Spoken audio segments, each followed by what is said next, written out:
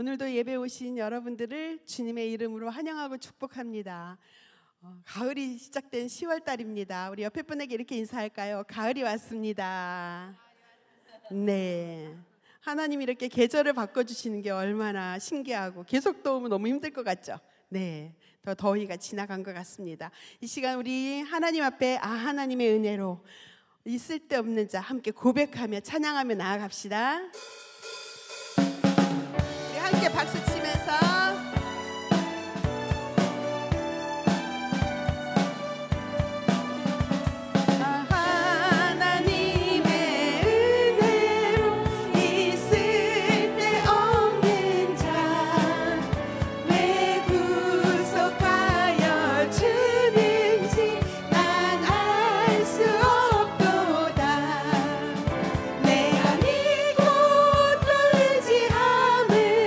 내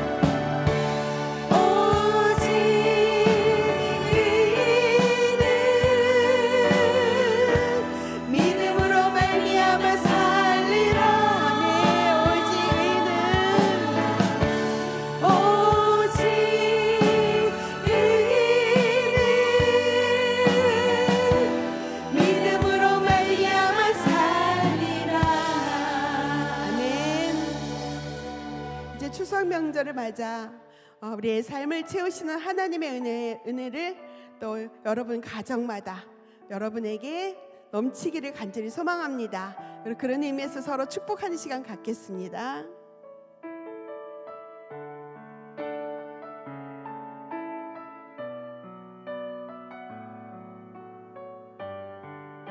쑥스럽지만 옆에 분을 서로 쳐다보면서 당신은 하나님의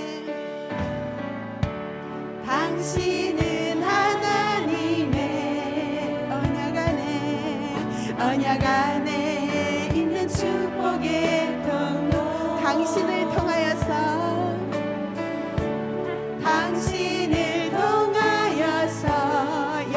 주께 돌아오기들이 주께 돌아오게 우리 더 멀리 있는 분들은 손을 뻗어서 당신은 하나님의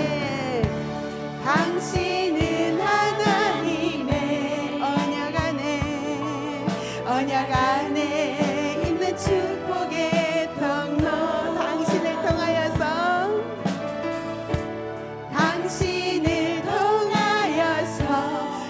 주께 예배하기들이 주께 예배하게 되리. 우리 옆에 분들 서로 축복할까요? 사랑합니다. 축복합니다. 네, 이렇게 서로 명절에 우리 서로 축복하는 귀한 시간 되기를 간절히 소망합니다.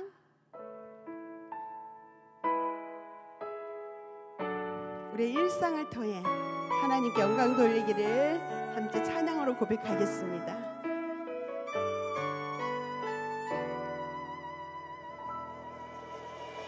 나를 보내사 서게 하신 곳 가장 귀한 곳이 바로 이곳이라 내게 주신 곳 광야와 같아도 믿음과 소망 가지고 최선을 다하리. 나의 작은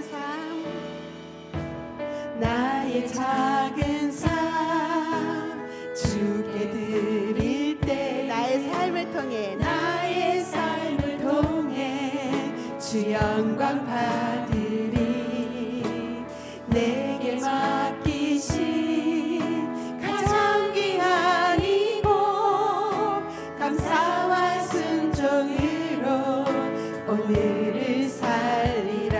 아멘.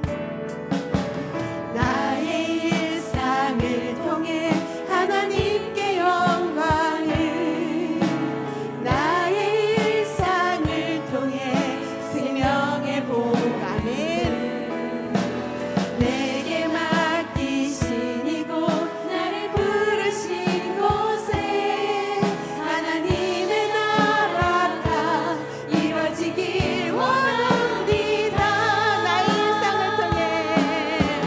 나의 일상을 통해 하나님께 영광을 나의 일상을 통해 생명의 복음을 내게 맡기신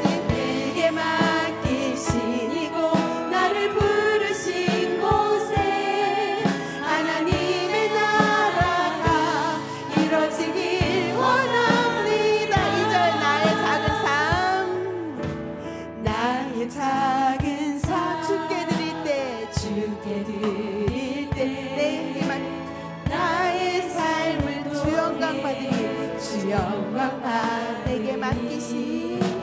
내게 맡기신 가장 귀한 이곳 감사와 순종으로 오늘을 살 아멘.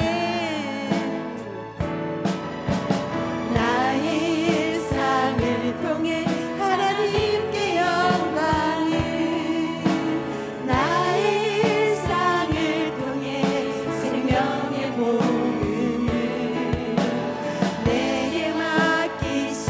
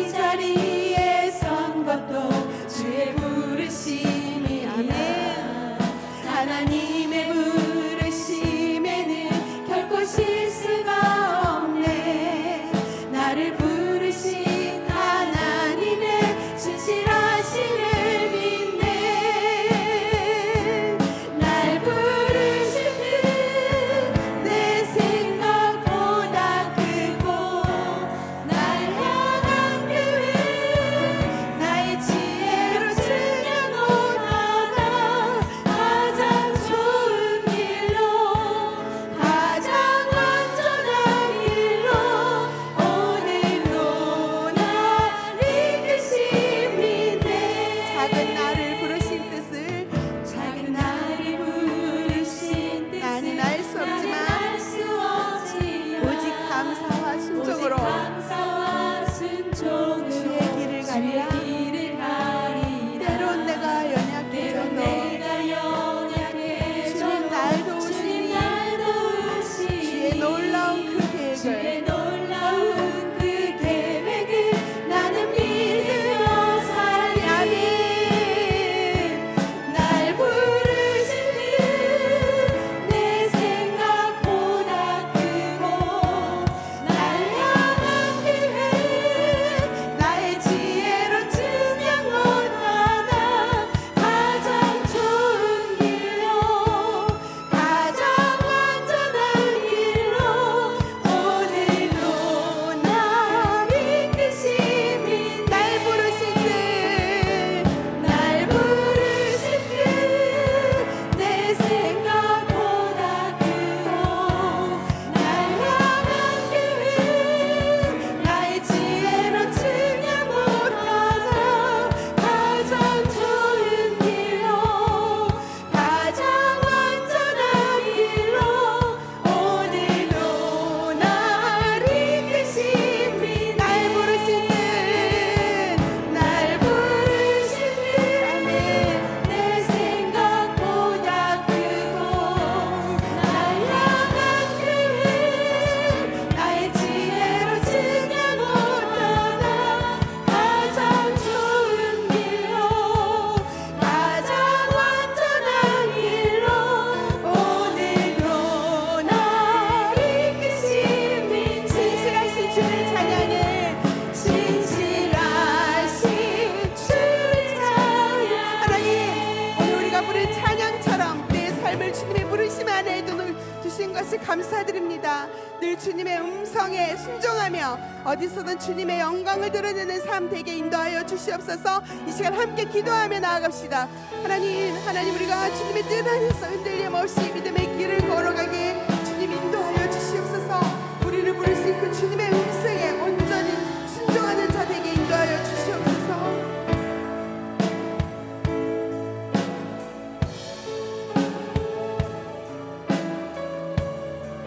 주시고 인도하여 주시옵소서. 오늘도 나왔습니다. 말씀을 통해서 우리에게 은혜와 충만한 것 갚아 주시고 인도하여 주시옵소서.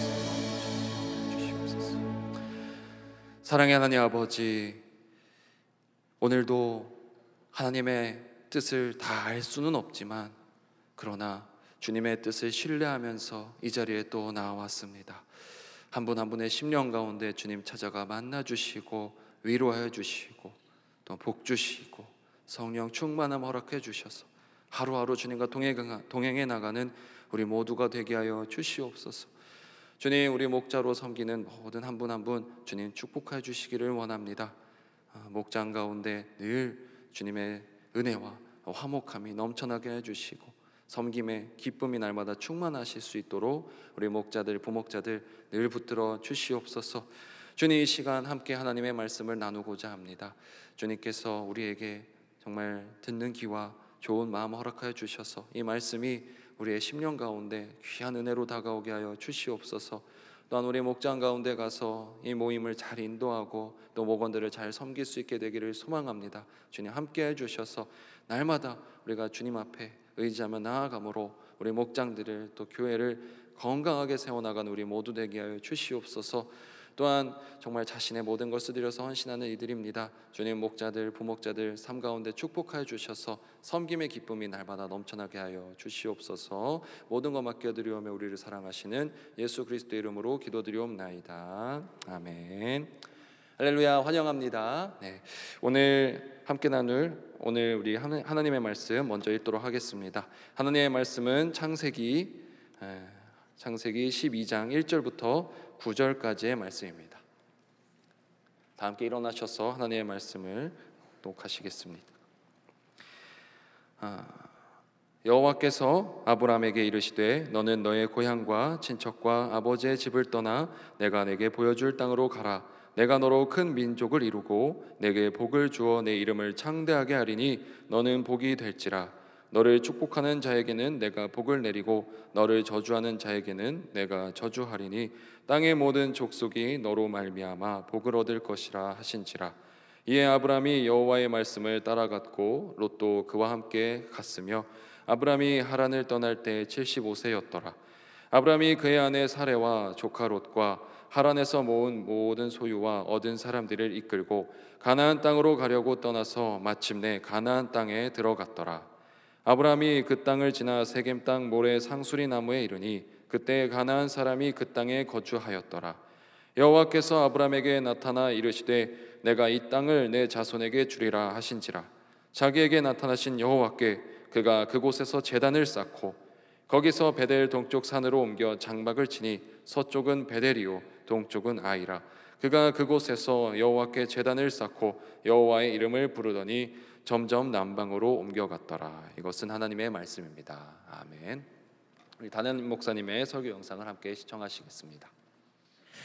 오늘부터 우리가 나눌 창세기는 성경의 첫 번째 책이면서 우리 이 세상과 인간의 시작을 말씀하고 있는 그런 내용입니다.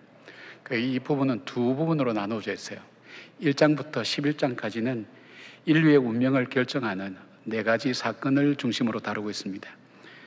즉 하나님의 천지 창조, 인간의 범죄와 타락, 노아의 공수, 그리고 바벨탑으로 구성되어 있습니다. 그리고 이제 우리가 묵상할 12장부터 50장까지는 사건보다는 인물을 중심으로 전개되고 있는데 잘 아신 대로 아브라함, 이삭, 야곱, 요셉에 이르기까지 족장들의 행적을 기록하고 있습니다. 이 본문에 등장하는 아브라함은 후에 아브라함으로 이름이 바뀌었죠. 우리가 믿음의 조상이라고 부릅니다. 우리가 믿음 이러면 상당히 어렵습니다. 어떻게 설명할 방법이 없습니다. 그런데 하나님께서는 이 아브라함이라는 사람을 통해서 믿음의 사람은 어떻게 살아가는가, 믿음은 무엇인가, 이것을 바로 이 아브라함을 통해서 또 족장들을 통해서 하나님은 잘 말씀하고 있습니다. 근데 문제는 이 믿음이 왜 중요한가 하면 이 아브라함은 아브라함뿐 아니라 아브라함으로 이어지는 그 자녀들을 통해서 주시는 이스라엘 민족이 어떻게 이루어졌는가를 알 수 있고, 그것이 신약 시대에 오면 교회에 대한 부분을 다루고 있고, 결국은 오늘 내가 왜 예수를 믿게 되었는가, 나의 구원 문제와 연결되기 때문에 아브라함의 신앙은 단순히 아브라함만의 이야기가 아니라 오늘 나의 신앙의 이야기가 되는 것입니다. 굉장히 중요하게 우리가 듣고 또 살아야 될 그런 내용입니다. 여러분의 믿음의 이야기는 어떻게 시작되셨습니까?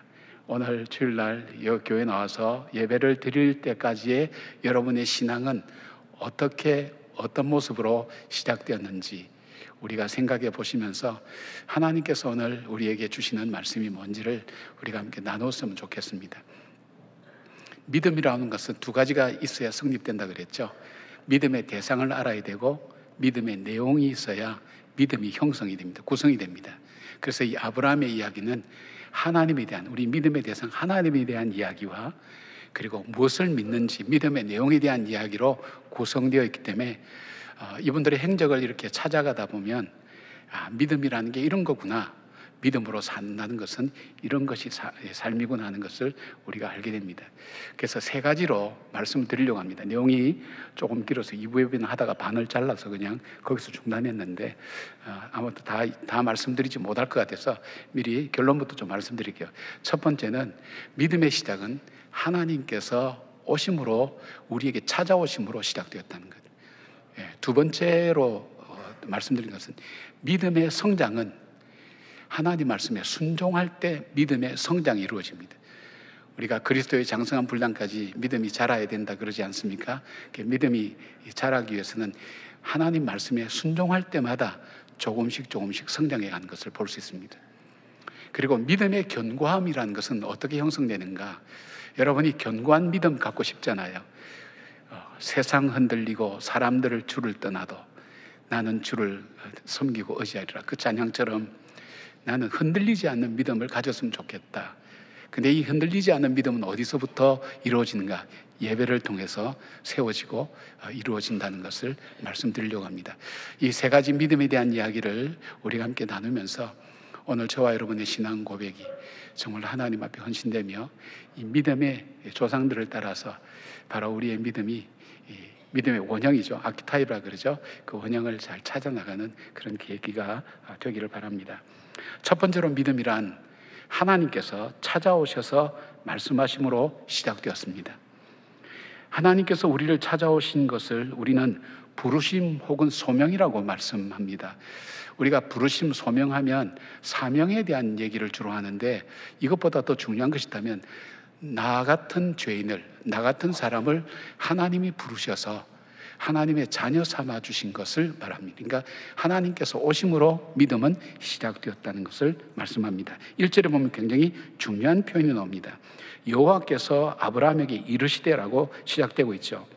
여기서 주어가 여호와께서라는 것으로 시작되고 있습니다. 우리는 우리 말에, 모든 말에, 또 우리의 생각에 주어는 납니다. 나로부터 시작합니다.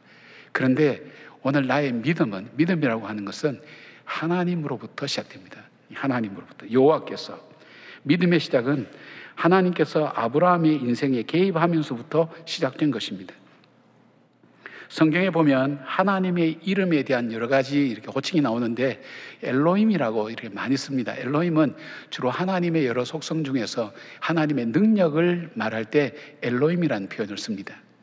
근데 오늘 본문에 나오는 여호와라는 이름은 스스로 있는 자도 되지만 구원자, 언약하신 것을 반드시 이루시는 분이라는 의미를 강조할 때 이 여호와라는 이 표현을 씁니다. 그러니까 하나님께서 아브라함에게 나타나셔서 약속하신 것을 반드시 이루시고 구원하시는 분이 하나님이라는 사실을, 그것을 가지고 믿음이라는 것이 시작된다는 것입니다. 여러분, 우리는 누군가 우리에게 이야기할 때 대개 그 말의 내용에만 집중합니다. 그래서 그 말이 나에게 얼만큼 유익이 될까, 얼만큼 손해가 될까 하는 부분을 가지고 생각을 많이 합니다. 그런데 이것보다 더 중요한 것이 있다면 그렇게 이야기하는 사람이 어떤 사람인가를 아는 것이 중요합니다. 그래서 이 사기꾼이나 보이스피싱에 속는 거예요. 이 사기꾼이나 보이스피싱의 말은 얼마나 화려합니까? 그럴듯하지 않습니까? 정말 사람을 믿게 만들죠. 굉장하죠. 그런데 그 말의 내용에 혹합니다. 그러면 그 사람이 어떤 사람인지를 모르고 있다면 그대로 어려움을 당할 수밖에 없는 것입니다. 지킬 능력도 의지도 없는 사람, 그 사람의 거짓말을 믿고 따라가는 사람들은 전부 다 곤경과 어려움을 겪게 되죠. 말의 내용보다도 그 말을 하는 사람이 어떤 사람인가를 분별하지 않으면 거짓을 진짜로 믿게 되어서 고통을 당하게 되는 것입니다. 그런데 아브라함에게 오셔서 말씀하신 이분은 천지를 창조하시고 이 세상의 역사와 나의 생사화복을 주장하시는 전능하신 하나님, 구원의 하나님, 언약하신 것을 반드시 이루시는 하나님이라고 그렇게 말씀하고 있습니다. 그 하나님이 말씀하시면서 시작된 겁니다. 그렇다면 이 아브라함이라는 사람은 어떤 사람인가? 창조주 하나님께서 찾아와서 언약을 맺을 만한, 찾아올 만한 특별한 어떤 이유가 있는 사람인가? 본문에는 아브라함에 대해서 어떤 사람인지 설명하고 있지 않지만 여호수아 24장 2절에 보면 하나님을 알지 못하고 우상을 섬겼던 사람이라고 설명합니다. 창세기 11장 31절 보니까 자기 형제 하란이 일찍 죽은 상실의 아픔이 있는 사람입니다. 그리고 창세기 11장 30절에 보면 사레는 임신하지 못함으로 자식이 없었더라고 말씀합니다. 사레는 아브라함의 아내인 사라의 옛 이름입니다. 그러니까 이 사람은 어떤 사람일까요? 이 우상을 섬기는 사람, 또 상실의 아픔이 있는 사람, 그리고 아내가 임신하지 못해서 자식이 없는 사람. 근데 이 문제를 꼭 이 말씀에 이렇게 언급한 이유는 요즘은 자식 없는 것이 큰 문제가 되지 않죠. 또 일부러 자녀 없이 사는 가정도 많기 때문에 사람들이 요즘은 이상하게 생각하지 않지만 아브라함이 살던 고대 4,000년 전에 이 중동 지방에서는 자식이 없는 사람에 대해서는 미래가 없는 사람으로 여기는 문화였어요. 여러분, 미래가 없이 산다는 것이 얼마나 고통스러운 겁니까? 그리고 또 이사야에서 보면 이 아브라함을 혈혈단신이라고 그렇게 표현하고 있어요. 옛날 성경 보면 혼자밖에 없었다는 거예요. 외롭다는 거예요. 의지할 사람도 없고 말할 사람도 없고 외롭다는 거예요. 외로운 사람이었다. 의지할 것도 없는 사람이었다. 삶의 의미를 찾지 못하는 삶을 사는 사람. 쉽게 말하면 인간이 타락한 이후에 하나님으로부터 징계를 받아서 에덴 동산에 쫓겨나서 고통과 아픔 가운데 살아가고 있지만 결국은 죽음으로 가는, 멸망으로 가는, 심판으로 가는 그런 이 인간의 대표적인 표상의 한 사람이라고 볼 수 있는데, 그것만이 아니라 그 중에서도 그는 실패자요, 미래가 없는 사람. 바로 그 사람에게 하나님은 찾아오셨어요. 사랑하는 여러분, 저와 여러분을 부르신 그 하나님은 전능하신 분이십니다. 언약하신 것을 반드시 이루시는 분이고, 그리고 우리를 구원하신 분입니다. 그 주님께서 우리에게 찾아오셔서 말씀하셨고, 그 말씀대로 우리를 구원해 주셔서 오늘 이 자리에 있게 하실 뿐 아니라, 그 주님은 약속하신 대로 우리의 간구와 기도에 응답하신다고 하셨습니다. 그렇다면 오늘 낙심하고 절망하고 좌절하고 있는 여러분, 나는 목적도 없고 방향도 없고 삶의 의미도 못 느낀다고 생각하는 여러분, 그렇게 낙심하고 있을 것이 아니라 나에게 찾아온 분이 누군가, 나로 하여금 하나님을 찾게 만드는 그분은 누군가, 천지를 창조하신 그 하나님이라는 사실을 내가 믿음으로 고백할 때, 그때부터 이 믿음의 역사는 시작된다는 것입니다. 낙심하지 말고 그 하나님을 믿고 그 하나님과 동행하는 저와 여러분 되기를 바랍니다. 두 번째는 하나님 말씀에 순종함으로 성장해 가는 것입니다. 이 믿음은 말씀에 순종할 때 성장하는 것입니다. 1절 보니까 이런 말씀이 되어 있어요. 여호와께서 아브라함에게 이르시되 너는 너의 고향과 친척과 아버지의 집을 떠나 내가 네게 보여줄 땅으로 가라, 이렇게 말씀합니다. 하나님께서 아브라함에게 나타나셔서 두 가지 명령을 하세요. 떠나라, 그리고 가라. 굉장히 단순한 거예요. 우리가 이렇게 들으면 뭐 쉽게 생각할 수 있지만, 떠나라 한다는 것은 이게 어떻게 떠나느냐, 본토 친척 아비 집을 떠나라는 거예요. 여기에 우리가 지금하고 옛날하고는 달라서, 옛날에는 아주 시족 사회였거든요. 그러니까 굉장히 이 친척이라는 것, 굉장히 중요한 겁니다. 가족이라는 게 중요한 겁니다. 그래서 이 본토를 떠나라 하는 것은 내가 익숙하고 편안하고 내 삶이 있도록 만들어준 모든 기반이 있는 바로 그 고향 땅을 떠나라는 거예요. 익숙함에서 떠나라는 거예요. 그 다음에 또 하나 있다면 친척. 그러니까 이 시족 사회니까 이 가족들이 모여서 다른 집단과 싸울 때 방어해주고 지켜주고 보호해주는 바로 그런 어떤 것이 친척의 역할이에요. 아비 집은 뭘까요? 공급해주는 분이에요. 공급해주는 분. 여러분, 우리 아이가 태어나서 엄마 아빠의 공급을 받지 않고는 자랄 수가 없잖아요. 아니, 아이뿐 아니라 우리가 살면서 공급함을 받지 못하면 우리는 살아갈 수가 없어요. 그 공급의 근원, 나로 하여금 오늘 또 살아가게 만드는 그 이유가 되는 그 공급의 근원을 떠나라는 거예요. 여러분, 이 떠나는 것이 쉽지 않습니다. 아브라함은 자기 고향에 있었을 때 이 갈대아 우르를 떠나기는 했어요. 하나님 말씀을 들었어요. 그때 영광의 하나님이 나타났다 그랬어요. 근데 가나안으로 가기 전 유프라테스 강을 건너지 못하고 하란에 머물러서 정착했어요. 유대 역사가 요세푸스에 의하면 거기서 한 5년 정도 머물렀다고 얘기하는데, 뭐 학자에 따라서는 연도가 다 다릅니다. 왜 그가 떠나지 못하고 이 떠난다는 것이 어려운 부분이었는가, 그곳에 머물렀는지 뭐 짐작해 보면, 하란은 환경적으로 너무 좋은 곳이었어요. 고대 문명이 발달한 곳이 티그리스와 유프라테스 강 그 유역안의 삼각지예요. 이 메소포타미아 지역이. 근데 이 하란이라고 하는 것은 그 유프라테스 강을 건너기 전에 있는 곳인데, 이 교통의 요충지였어요. 요즘처럼 사람이 많은 게 아니라 없는 가운데서 사람들이 모여서 사는 도시가 형성되어 있었고, 교통과 무역의 중심지가 되어 있었어요. 그러니까 굉장히 풍요로운 곳이죠. 여러분, 풍요롭고 편안하고 환경도 좋은 곳 떠난다는 것 쉽지 않습니다. 그리고 또 하나 우리가 볼 수 있다면, 이 갈대아 우르에서 하란까지 길은 편한 길이지만 하란에서부터 이 가나안까지 가는 길은 무려 700km나 됩니다. 700km라면 우리가 에스라서 배울 때에 그 사람들이 1400km의 길을 4개월 만에 왔다고 하면 한 2개월은 걸어가야 되는 길이 그 길이에요. 근데 길이 험해요. 근데 그 아버지 데라가 205세 돌아가셨으니까 연세 많으신 그 어른을 모시고 험한 길을 간다는 것이 그 결정하는 게 쉬운 건 아니었을 것 같아요. 그보다 더 떠나지 못하는 이유가 있다면 고대 사람들의 이 세계관 속에 뭐가 있냐면 강이나 바다를 건너는 것은 굉장히 두려워했어요. 왜냐하면 강이나 바다를 건너면 거기는 새로운 세계가 열린다고 생각했기 때문에 선뜻 그 강이나 바다를 건너지 못했어요. 내가 알지 못하는 미지의 세계가 열린다, 아무런 보장된 것도 없다, 여러분 쉽게 떠날 수 있겠습니까? 근데 하나님 말씀 속에 바로 이 아브라함이 여기를 떠난다고 얘기를 하고 있어요. 이 강 저편으로, 가나안 땅으로 가는 길, 어디로 가는지도 모를 뿐더러 철저하게 여기서는 하나님의 인도하심만 따라가는 거예요. 하나님 있을 때는 내가 내 인생을 결정할 수 있었어요. 선택하고 노력한 것도 결과가 나타나고 내가 내 마음대로 선택하고 내 기준으로 보고 그렇게 살아갈 수 있지만, 그러나 강 저편 가나안 땅으로 가는 길은 내 계획이 전혀 통하지 않아요. 내 뜻도 통하지 않아요. 그 길을 갈 수 있는 유일한 길이 있다면 하나님의 인도하심밖에 없어요.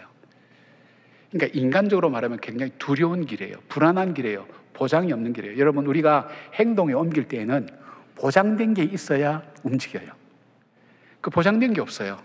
아무것도 없어요. 근데 지금 여기서 하나님께서 아브라함에게 복을 주시겠다고 7가지 복을 준다고 말씀하거든요. 큰 민족을 이루겠다, 내게 복을 주겠다, 내 이름을 창대케 하겠다, 내가 복이 되게 하겠다, 너를 축복하는 자에게 내가 복을 내리고 너를 저주하는 자에게 내가 저주하겠다, 내가 이 땅을 내 자손에게 주겠다는 그 약속인데, 이 약속이 갖고 있는 공통점이 뭐냐면 자녀가 있어야 가능한 얘기예요. 근데 지금 아브라함은 자녀가 없다고 그랬잖아요. 자녀도 없는데 하나님께서 가라는 거예요. 복을 줄 테니까 가라.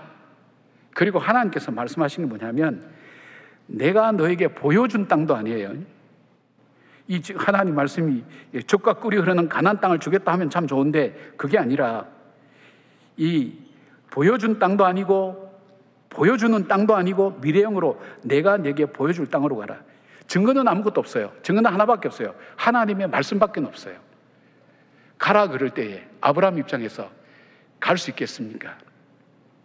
근데 아브라함은 순종했다고 그렇게 말씀하고 있어요. 4절에 보니까 이에 아브라함이 여호와의 말씀을 따라갔고 롯도 그와 함께 갔으며 아브라함이 하란을 떠날 때 75세였더라 그렇게 말씀하고 있어요. 사람들이 로또 복권을 사면서 목사님, 로또 복권이 성경이 있습니다, 그래서 성경적이기 때문에 사야 됩니다, 그런 얘기하는 사람이 있어요. 근데 그 본문의 근거가 오늘 이 본문 창세기 12장 4절 보니까 아브라함이 말씀을 따라갔고 롯도 그와 함께 갔으며, 이걸 근거로 삼아서 얘기를 해요. 하여튼 롯도 따라갔어요.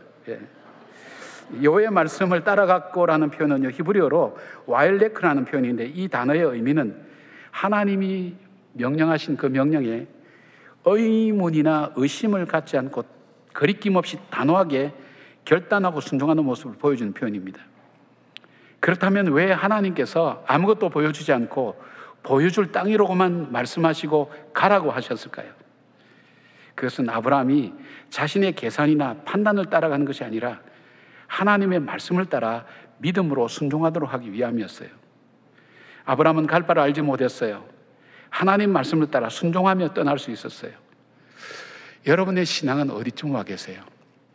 갈대아우르는 일단 떠났을 것 같고요, 하란에 머물러 있지는 않을까요? 적절하게 내가 조종할 수 있고 내가 계획할 수 있고 내가 판단할 수 있는 바로 그것에 의해서 살아가는 것. 그래서 열심히 돈도 모으고 열심히 공부도 하고 내가 보장되는 일을 위해서 내가 하는 일, 그 정도 하면서 신앙생활도 적당하게 하는 그 정도에 머물러 있지는 않나요? 여러분의 하란은 어디입니까? 여러분을 안정적으로 지켜주고 보호해주고 공급해주는 그곳에 살고 있지는 않나요? 하나님 말씀을 따라서 나를 내던지듯이 말씀 따라 한 걸음 한 걸음, 오늘도 고달프고 지친 인생길이지만 내가 이 길을 걸어가는 것은 하나님의 말씀 때문에, 하나님의 약속 때문에 오늘도 걸어가는 그 삶을 살아갈 때 하나님께서는 하나님의 때에 약속하신 복이 다 이루어지는 축복으로 나타나게 된 것을 보게 됩니다. 순종할 때 우리의 믿음은 성장합니다. 자, 세 번째, 언제 믿음은 견고해지는가? 예배를 통해서 견고해집니다. 아브라함은 말씀의 인도함을 받아서 알지도 보지도 못한 길을 700km나 걸어갔어요. 매일매일 자신의 판단과 생각을 내려놓아야 돼요. 하나님의 인도하심 앞에 자기 삶의 원칙을 세우고 결단하고 가야 갈 수 있는 그 길이었어요. 알 수 없는 미래를 한 걸음 한 걸음 어려움과 시련을 이기며 가나안 땅에 도착했어요. 5절에 보니까 마침내 가나안 땅에 들어왔다고 말씀합니다. 이 마침내라는 단어 속에는 수많은 사연이 담겨 있죠. 6절에 보니까 그때의 가나안 사람이 그 땅에 거주하였더라고 말씀합니다. 자, 여러분 한번 보세요. 내가 하나님 말씀 듣고 믿음으로 살았어요. 순종했어요. 참 고달픈 길을 걸어가요. 내가 믿음으로 산다는 게 얼마나 힘든가. 하나님 말씀을 믿고 산다는 것이 이 세상의 문화 속에서는 어려운 거예요. 힘든 거예요. 그렇지만 하나님 말씀을 믿고 따라갔어요. 그때 하나님 말씀하신 그 가나안 땅에 도착했어요. 했는데 쫙 열리면서 그 땅의 푸른 초장에 자기들 가족들을 위해서 하나님께서 공간을 만들어 놓으셨으면 참 좋은데 그게 아니라 그 땅은 큰 부족을 이루는 가나안 족속이 살고 있었다는 거예요. 그 땅에 못 들어간다는 거예요. 여러분 얼마나 두려웠겠어요. 저 사람들도 두렵기도 하고 얼마나 실망되고 낙심되었을까요? 바로 그때 하나님이 나타나셔서 이 세겜 땅에 도착했을 때에 하나님이 나타나셔서 말씀해 주십니다. 이 땅을 너희 자손에게 주리라고 말씀합니다. 지금은 가나안 사람이 영원히 살 것 같아 보이지만은 언약하신 대로 아브라함의 후손들에게 주신다고 말씀하셨습니다. 아브라함이 여기서 하나님 앞에 제단을 샀죠. 이 세겜이라는 뜻은요, 어깨라는 뜻입니다. 보통 그렇잖아요. 힘쓰는 사람은 어깨라고 얘기하지 않습니까? 이 어깨다. 이 표현은 뭐냐면 하나님께서 아브라함이 힘이 되어 주시겠다고 말씀합니다. 그리고 기댈 어깨가 되어 주시겠다고 말씀합니다. 이 모래 상수리 나무는 가나안 땅의 랜드마크처럼 대표적인 중심지라는 것을 의미합니다. 그런데 아브라함이 바로 이곳에서 제단을 쌓고 제사를 드렸다는 것은 뭘까요? 원망하고 불평했다는 얘기는 없어요. 하나님 어떻게 이럴 수가 있습니까? 이렇게 이야기할 만도 한데 그렇게 하지 않았어요. 그에겐 여전히 그 믿음이 있었어요. 그리고 나타나서 말씀하시는 하나님, 나는 지금 자녀도 없는데 후손에게 주시겠다고 정말 엉뚱한 약속을 하시는 그 하나님, 그 하나님을 향하여 아브라함 제단을 쌓았어요. 제단을 쌓을 때 아브라함의 믿음은 어떤 믿음이었을까요? 한 두 가지가 있었다고 생각해요. 하나는 하나님에 대한 감사가 있지 않았을까요? 자신을 불러주시고 인도해 주시고 약속하신 땅까지 무사히 도착하게 하신 하나님, 그리고 이 비옥한 땅을 자기 후손에게 주시겠다는 하나님의 언약하심에 대한 감사가 여기 담겨 있을 거예요. 또 하나 있다면 하나님께서 자신에게 언약하신 것을 이루신 것을 믿으면서 여전히 나는 믿음으로 살겠다는 신앙 고백이 여기 담겨 있지 않아요? 이것은 뭘까요, 여러분? 저와 여러분이 오늘 예배 드리는 이유가 이것 아닙니까? 예배를 통해서 여러분 무엇을 고백합니까? 내 삶을 지금까지 인도해 오신 하나님, 그 고백이 예배 속에 있지 않나요? 여러분 어떻게 여러분 힘으로 잘 살아오셨어요? 전 젊을 땐 잘 몰랐는데 조금씩 나이가 들면서 깨달아진 것이 내가 내 인생 살아온 게 아니구나 하는 고백을 자주 드려요. 내 힘이 아니었구나, 하나님 인도하셨구나. 그 고백이 들어가 있어요. 그때마다 마음속에서부터 하나님에 대한 감사가 나와요. 난 하나님, 나는 보잘것없는데, 나는 참 하나님 앞에 별것 아닌데 하나님 내 삶을 인도해 오셨군요. 위기와 어려움도 많았고 깨어지고 부서지고 무너지고 중단할 수도 많았는데 하나님께 내 삶을 인도해 주셨다는 것, 그 고백이 뭐로 이어져요? 하나님께 대한 감사로 이루어지는 거예요. 그 다음에 또 뭐가 있었을까요? 하나님, 지금까지 인도하신 그 하나님, 하나님의 약속을 난 여전히 믿습니다. 바로 이 상황 속에서도 하나님을 의지하고 믿음으로 걸어가겠습니다. 그 언약 있잖아요. 여러분께서 오늘 예배 드리면서 하나님, 나는 하나님 말씀대로 살겠습니다, 그 언약이 예배 속에 담겨 있지 않습니까? 그 마음으로 이렇게 예배 드립니다. 물론 억지로 끌려와서 주무시는 분도 계시지만은, 기둥 뒤에 숨어서 주무시는 분도 계시지만 대부분 마음이, 예배 드린 마음이 임할 거예요. 바로 이 마음으로 예배를 드렸어요. 근데 여기에 보면 또 우리로 하여금 조금 낙심케 하는 사건이 나와요. 아브라함은 세겜에도 정착하지 못했어요. 거기서 또 쫓겨난 거예요. 왜냐하면 유목민들은 다른 족속들이 돌아오면 자기 양들이 먹을 음식을 다 먹기 때문에 쫓아내는 거예요. 힘이 강하면 죽이기도 하는 거예요. 그래서 어디로 갔냐면 베델 동쪽 산으로 옮겨 장막을 쳤어요. 유목민이라면 풀이 있는 평지에 머무는 것이 당연하지만 가난한 사람들의 견제로 인해서 산에 장막을 칠 수밖에 없어요. 그런데 재미있는 것은 이 장막의 위치입니다. 그곳의 서쪽은 베델이고, 베델은 여러분 아시는 것처럼 하나님의 집이라는 뜻이죠. 동쪽은 아이 성이에요. 아이, 폐허, 무너진 곳, 그런 것을 의미하는 거예요. 아브라함은 바로 그 사이에 제단을 쌓고 예배를 드렸어요. 이것은 그의 신앙 고백이에요. 하나님의 약속과 세상의 허무함 사이에서 바로 그 속에서 예배를 드리는 거예요. 뭘까요? 8절 마지막에 보니까 여호와의 이름을 부르더니 있는데, 이 말씀은 창세기 4장 26절에 나오는 말씀이에요. 여기 보니까 셋도 아들을 낳고 그의 이름을 에노스라 하였으며 그때 사람들이 비로소 여호와의 이름을 불렀더라 그래 됐어요. 이 에노스라는 것은 뭐냐면 이 구약인 사람 이름의 뜻을 갖고 있다 그랬죠.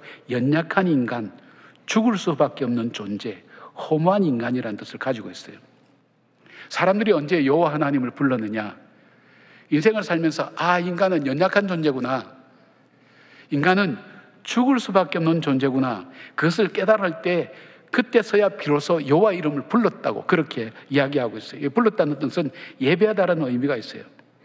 아브라함은 하나님의 집과 폐허 가운데서 인생의 허무함과 연약함 가운데서 단을 쌓고, 내가 이 인생, 허무한 인생대로 인생을 살아가는 인생이 아니라 하나님의 이름을 부르고 여호와 하나님만을 의지하고 하나님의 집을 세워가는 삶을 살겠다고 결단한 겁니다. 사랑하는 여러분, 척박한 세상길이에요. 힘들어요. 믿음으로 산다는 것 어려워요. 마치 하란을 떠나서 가나안 땅에 가는 것 같은 어려움이 있어요. 그러나 매일매일 척박한 땅 동일하게 걷고 또 걷고 믿음으로 걸어가는 이유가 있다면 하나님의 그 약속 때문입니다. 이 약속 붙들고 나갈 때 하나님은 하나님의 정하신 때에 반드시 이루어 주시고 역사하시는 분이라는 것을 믿는 그 믿음이 우리 속에 있어야 되는 거예요. 아멘이시죠? 예, 아멘 같이 해볼까요? 아멘. 예, 이때 아멘 하시는 겁니다. 예. 지난 주일 우리가 인도네시아에서 힌두에서 세례를 받고 예수 그리스도를 믿는 이 자매들이 신앙 고백적으로 불렀던 찬양이 있어요. 그 찬양이 하나님의 부르심이라는 그 가사를 좀 소개해드리려고 원합니다. 하나님의 부르심에는 후회하심이 없네. 내가 이 자리에 선 것도 주의 부르심이라. 하나님의 부르심에는 결코 실수가 없네. 나를 부르신 하나님의 신실하심을 믿네. 작은 나를 부르신 뜻을 나는 알 수 없지만 오직 감사와 순종으로 주의 길을 가리라. 때론 내가 연약해져도 주님 날 도우시니 주의 놀라운 그 계획을 나는 믿으며 살리. 날 부르신 뜻 내 생각보다 크고 날 향한 계획 나의 지혜로 측량 못하나 가장 좋은 길로, 가장 완전한 길로 오늘도 날 이끄심 믿네. 천지를 주신 하나님의 언약을 받은 여러분, 그 주님의 말씀을 믿으면서 나에게 말씀하시는 그분이 누구인가, 믿음의 대상이 누구인가를 분별하시길 바랍니다. 그 주님을 믿고 그 주님의 말씀 따라 살아갈 때에 주님이 약속하신 언약의 축복이 저와 여러분의 삶과 후손들을 통해서 이루어지는 놀라운 축복이 있기를 주님 이름으로 축원합니다. 아멘. 기도하겠습니다. 아버지 감사합니다. 가치 없고 보잘것없는 자를 구원해 주신 그 큰 사랑, 그래서 하나님의 은혜로 있을 데 없는 자 왜 구속하여 주는지 난 알 수 없다, 이 찬송을 마음으로 부를 수밖에 없는 이유가 그럴 만한 가치가 없기 때문입니다. 그런 부족한 것을 하나님께서 자기 아들을 십자가에 못 박으면서까지 나를 구원하시겠다고 붙들어 주신 그 사랑, 구원하시겠다는 그 언약을 지키기 위해서 아들까지 십자가에 못 박은 그 사랑을 받은 우리가 그 주님의 말씀을 따라 오늘도 살아가기를 원합니다. 바벨론의 시대처럼 믿음으로 살기가 참 어렵습니다. 하나님을 계산과 거래의 대상으로 삼는 우리의 얄팍한 믿음이 우리의 삶을 자주 위협하게 됩니다. 아브라함처럼 온전히 주님 말씀을 믿고 따라가며 주님과의 믿음의 관계가 형성되는 우리 한 사람 한 사람이 되어서 주님을 믿음으로 주시는 하나님의 평강과 은혜가 넘치는 우리 성도님들 되게 하여 주시옵소서. 예수님의 이름으로 기도드리옵나이다. 아멘. 아멘. 네, 이 시간에 우리 한 번 더 말씀을 좀 살펴보도록 하겠습니다. 그 전에 우리 서로 옆 사람 보시면서 인사하도록 하시겠습니다. 주님의 평강을 기원합니다. 네, 그 말씀에서 이제 다혜 목사님도 언급을 하시는데, 내 삶 가운데 내가 그때는 고난이라고 생각했었는데, 힘들고 어려운 순간이라고만 생각했었는데, 돌이켜봤더니 그때 하나님이 우리를 부르시고 계시는 순간임을 발견하는 것에 대해서 얘기를 해주셨었는데요. 그래서 우리가 이제 목장 모임에서도 아이스 브레이크로 힘들었던 일이 지나고 보니까 오히려 하나님의 은혜였다고 느껴졌던 부분이 있으면 한번 나눠보셨으면 좋겠습니다. 그때는 정말 그냥 고난이라고만 생각했었는데, 그때는 정말 힘들었는데, 그럼에도 불구하고 시간이 지나서 돌이켜보니까 그때가 참 그래도 하나님이 또 은혜를 주셨었구나 하는 부분이 있다면 한번 나눠보셨으면 좋겠습니다. 네, 오늘 그 설교 말씀의 제목이 뭐죠? 믿음의 시작입니다. 그래서 주제가 우리의 믿음, 신앙생활에 있어서 믿음이 세 가지를 나눠주셨는데, 첫 번째로는 믿음이 언제 시작되는가, 믿음이 언제 시작되는가. 두 번째로는 믿음이 언제 성장하는가. 마지막으로 세 번째는 믿음이 언제 견고해지는가에 대해서 나눠주셨기 때문에 그 부분을 잠깐 살펴보고 나눈 질문 보도록 하겠습니다. 이 창세기로 이제 본문이 바뀌었습니다. 계속해서 이제 본문을 이제 우리 이제 다시 창세기로 이제 시작이 되는데요. 창세기가 50장까지 있는데 크게 두 부분으로 나눠집니다. 그래서 1장부터 11장까지는 이제 우리 크게 네 가지 사건이 나오죠. 전지창조를 하시고 또 인간이 타락을 하게 되고, 그리고 홍수가 나서 노아의 방주 사건이 있게 되고, 그리고 인간이 하나님께 높아지려고 바벨탑을 쌓는 그 네 가지 사건들이 일어난 이후에 12장부터 50장까지는 또 크게 네 인물이 나옵니다. 누구죠?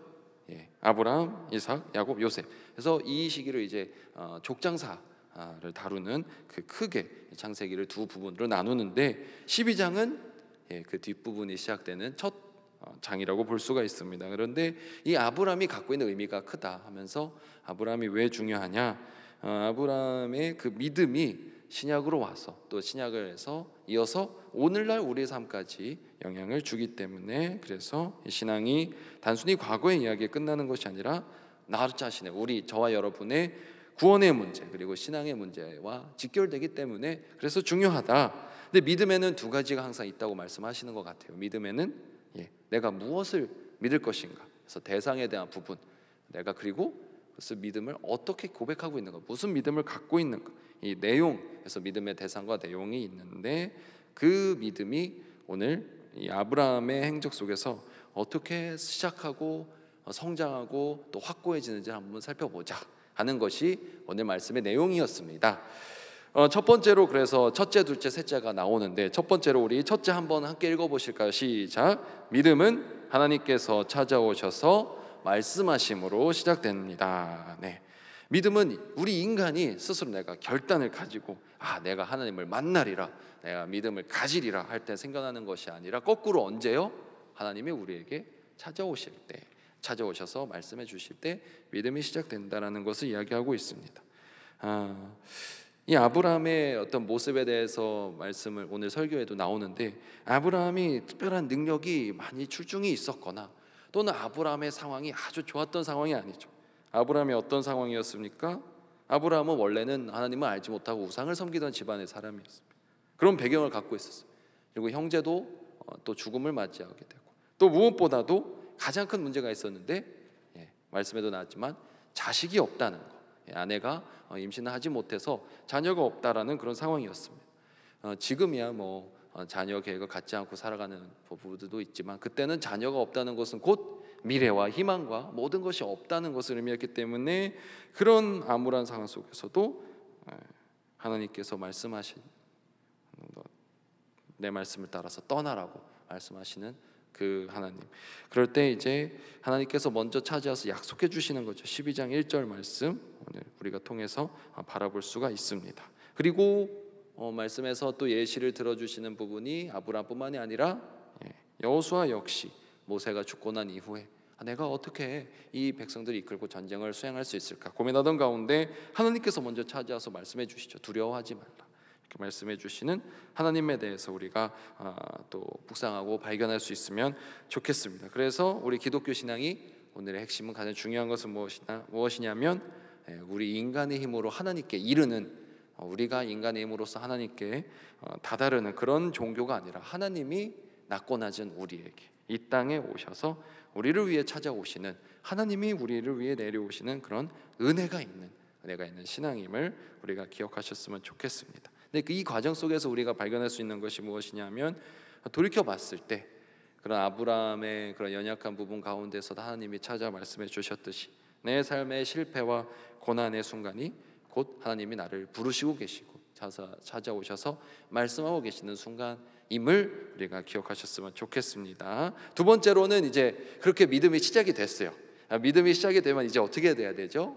이제 믿음이 자라나야 되죠. 그래서 믿음이 언제 성장하는가? 바로 언제 순종할 때 성장함을 우리가 살펴보았습니다. 하나님이 아브라함에게 이제 떠나라고 그리고 가라고 명령하실 때 우리가 잘 아는 본문이 있습니다. 본토 친척 아버지 집을 떠나라. 근데 이 부분이 정말 큰 나의 삶의 안정감, 나의 기반 모든 것을 포기하고 떠나는 상황이잖아요.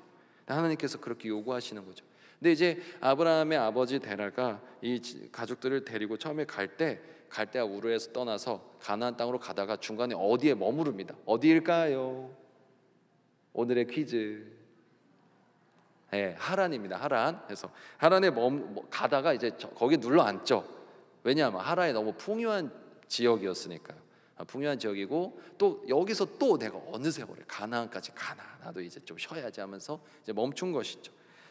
그래서 말씀 가운데 저에게도 울림이 되었는데 저와 여러분에게 오늘날의 지금 나의 삶에 하란이 무엇이냐라는 것이죠.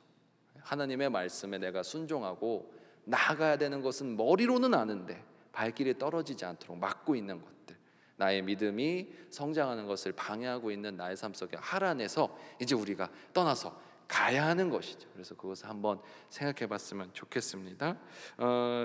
그래서 또 뭐 재미있는 이야기로 로또 이야기를 하시잖아요. 로또에서 따라서 가는데 이 두 인물이 대조가 됩니다. 아브라함은 무엇을 붙들었나요? 보이지 않는 것을 붙들었어요. 롯은 눈에 보기에 유익하고 좋아 보이는 것에 현혹이 돼서 이 두 사람의 결말이 완전히 나눠지죠. 말씀이 우리에게 제시해 주는 것이 무엇입니까? 눈으로 보려고 하지 말고 보이지 않는 하나님의 약속을 붙들고 나아가라. 그것을 말씀해 주시는 오늘 우리 삶 가운데 늘 우리가 눈을 뜨고 살아가기 바쁩니다. 근데 그럴 때일수록 눈을 감고 하나님의 약속을 바라보는 저와 여러분이 되기를 간절히 소망하고 축복합니다. 그래서 이제 믿음이 순종할 때 자라나고 나서 이제 시작이 되고 자라났을 때 어떻게 돼야 되죠? 마지막 더 견고해지고 굳건하게 확립이 돼야 됩니다. 그래서 언제 그렇게 되냐? 결국에는 오늘 설교 말씀의 주제입니다. 믿음이 시작되어서 성장하고 확고해지려면 결국에 우리 삶 가운데 예배가 중요하다. 참된 예배자로 살아가야 된다라는 것이 설교의 큰 이제 맥인데, 그래서 세 번째입니다. 셋째 한번 읽어보도록 하겠습니다. 시작. 믿음은 예배를 통해서 견고하게 세워집니다. 가나안 땅에 갔더니 어떤가요? 가나안 땅에 갔더니 그때부터 완전 뭐 새로운 파라다이스가 열릴 줄 알았더니만 아니 이게 뭐야? 거기에 이미 사람들이 살고 있잖아요. 쉽지 않은 거죠. 다 적각꿀이 흐르고 약속될 줄 알았는데 팍팍합니다. 근데 하나님은 분명히 그래도 약속해 주고 계신 거죠. 이 땅을 너와 내 자손에게 주리라. 그러니까 아브라함이 어떻게 합니까? 거기서 불평하고 원망하고 이거 뭡니까? 믿고 따라왔더니 망했네요. 이렇게 하는 것이 아니라 제단을 쌓습니다. 예배를 드리는 것이죠. 오늘날 우리의 모습으로 본다면. 그러면서 두 가지를 고백합니다. 하나는 내 삶에 이럼에도 불구하고 정말 내 삶에 감사한 것들 올려드리고, 그리고 하나님이 나와 함께 해주시고 약속을 지키실 것을 믿습니다. 신뢰를 표현합니다. 감사와 신뢰. 오늘날 우리 삶 가운데 예배에 있어야 될 두 가지 부분이다. 이렇게 설교에서 말씀해주고 계십니다.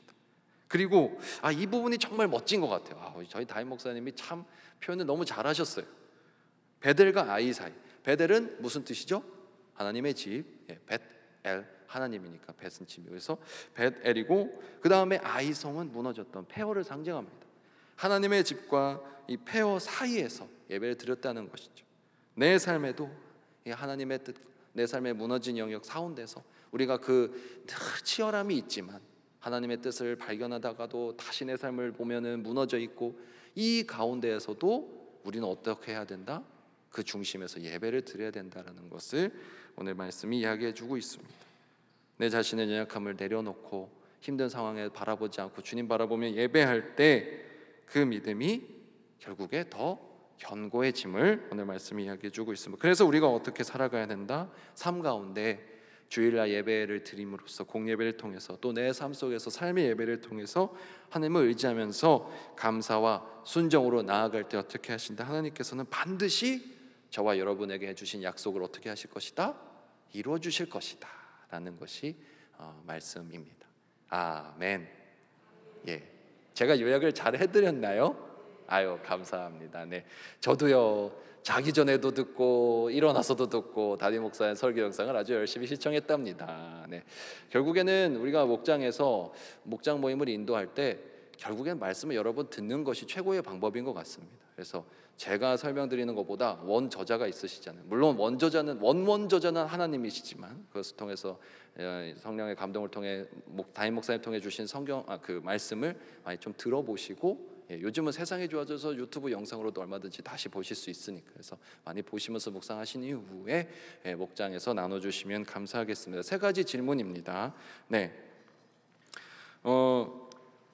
원래 이 질문이 정말 좋은 질문은 짧고 명료한데 제가 말주변이 없어가지고 질문이 길어요. 그래서 양해를 부탁드리고, 첫 번째 질문을 한번 읽어드리겠습니다. 여러분의 삶 속에는 하나님께서 먼저 찾아오셔서 말씀하시고 마음을 두드리신 경험이 있으셨나요?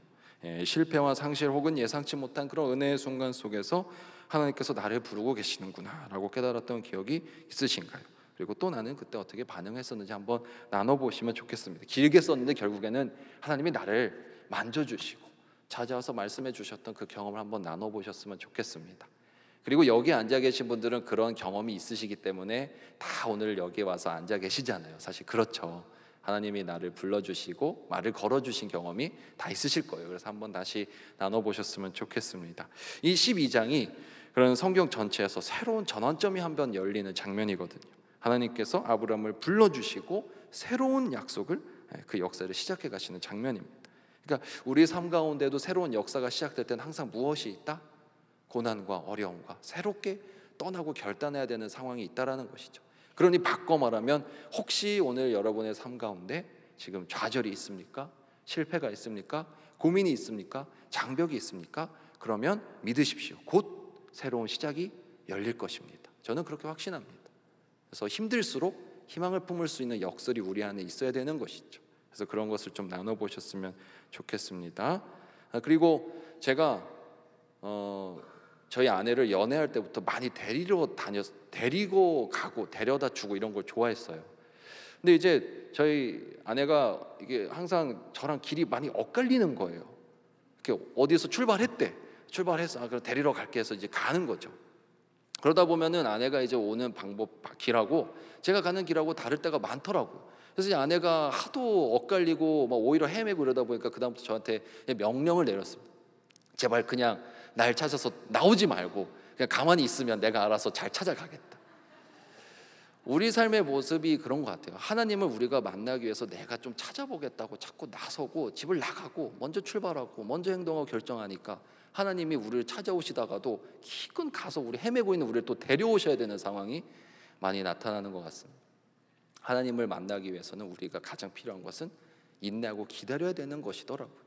그래서 하나님이 우리를 찾아오실 수 있도록 먼저 기다리고 인내하는 저와 여러분이 되기를 소망합니다. 두 번째로는 이제 성장에 대한 부분인데요.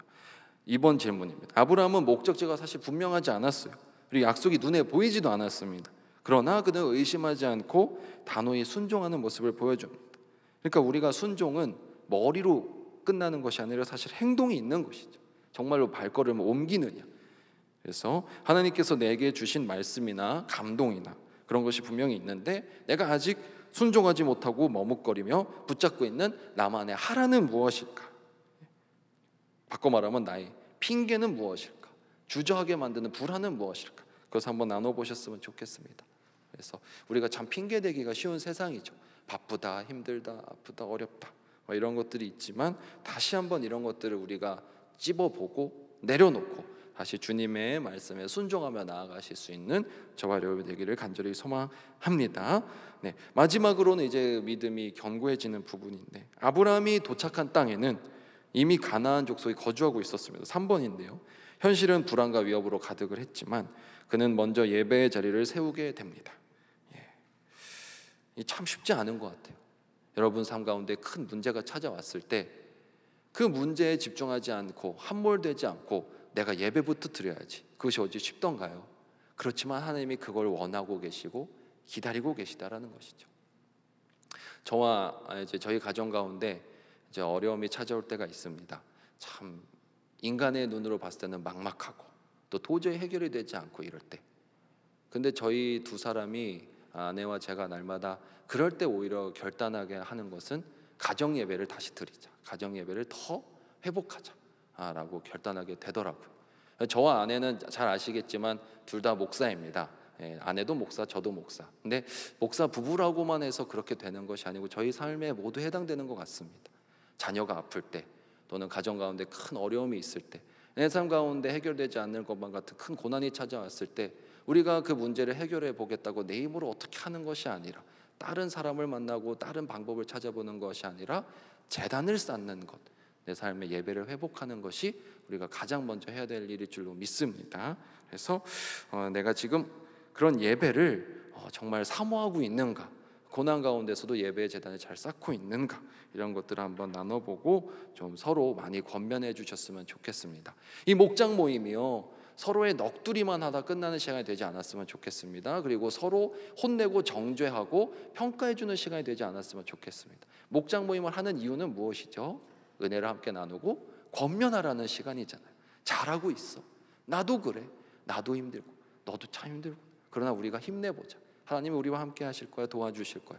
불평불만보다는 소망을 함께 품자라고 서로 권면해 주는 시간이기 때문에 그래서 이 나눔 질문들이 있지만 나눔 질문에서 핵심은 우리의 부족함이나 잘못을 계속 되뇌겨 보자가 아니라 그럼에도 불구하고 하나님을 다시 바라보는 시간이 되셨으면 좋겠습니다. 그래서 다시 정리하겠습니다. 오늘의 주제는 믿음입니다. 우리의 믿음에 대해서 첫 번째로 믿음의 시작이 언제 된다고요?